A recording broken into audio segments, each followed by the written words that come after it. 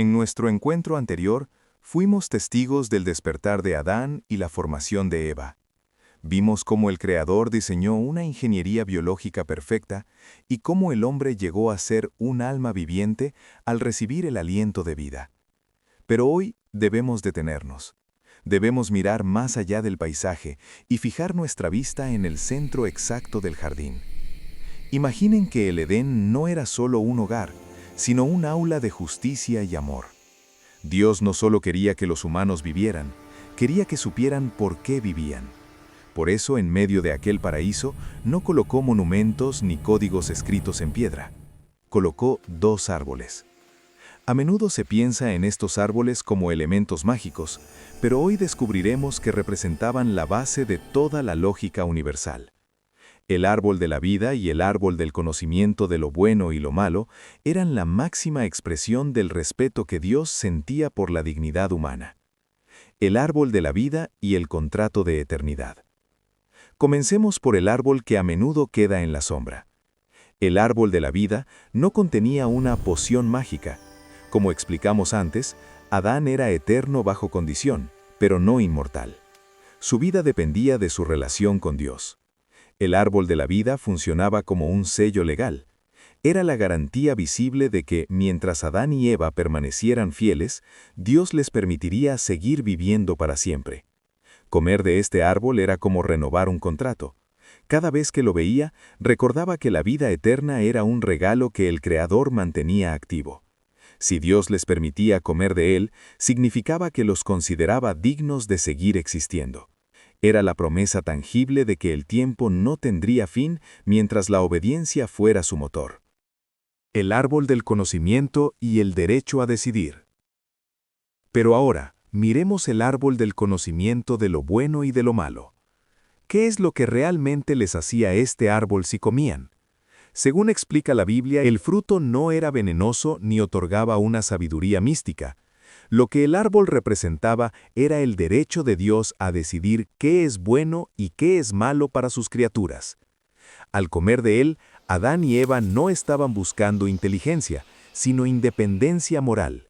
Estaban declarando que ellos querían establecer sus propias normas, decidiendo por su cuenta qué era beneficioso y qué era perjudicial, en lugar de confiar en el criterio de Dios. Era un acto de rebelión legal. Al tomar el fruto, le decían a Dios, ya no necesito que tú me digas cómo vivir, yo seré mi propio juez. Por eso el castigo era la muerte, porque se estaban separando de la única fuente que puede sostener la vida perfecta. Antes de entrar en la analogía que cambiará tu forma de ver esta historia, queremos invitarte a ser parte de nuestra comunidad. Si este análisis basado en la Biblia te está ayudando a ver el relato del Génesis con más claridad, haz clic en el botón de Me gusta ahora mismo. Esto nos ayuda a que este mensaje llegue a más personas que buscan respuestas. Continuemos. La analogía del robot y el valor de la elección. Pensemos en esto con lógica. Imagina que diseñas un robot y lo programas para que cada vez que entres a la habitación diga, te amo, eres el mejor. ¿Te sentirías realmente amado? No, porque el robot no tiene otra opción, no puede ignorarte, solo ejecuta un código. Para que la relación de Adán y Eva con Dios tuviera valor real, ellos tenían la opción de escoger si querían obedecer a Dios o no. El árbol era el interruptor que permitía que su obediencia fuera un acto de lealtad voluntaria. La paradoja del sí sin el no. En lógica, un sí solo tiene significado si existe la posibilidad de un no. Si estás en una habitación con una sola puerta que está cerrada con llave, no estás decidiendo quedarte, estás encerrado. Solo si la puerta está abierta y decides no salir, entonces realmente estás eligiendo quedarte por convicción. El mandato de no comer del árbol era esa puerta abierta. Con el árbol, la obediencia se convertía en un acto de lealtad voluntaria. La soberanía y el manual del fabricante. Esto nos lleva de nuevo a la soberanía. Comer del fruto era rechazar el manual del Creador. Cuando compramos un dispositivo complejo, el fabricante nos da instrucciones para que no se rompa, porque Él sabe que es lo mejor para su funcionamiento.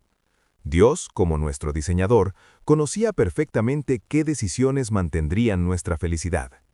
Al comer del árbol, Adán y Eva tiraron el manual a la basura y decidieron conectarse a un voltaje para el que no fueron diseñados.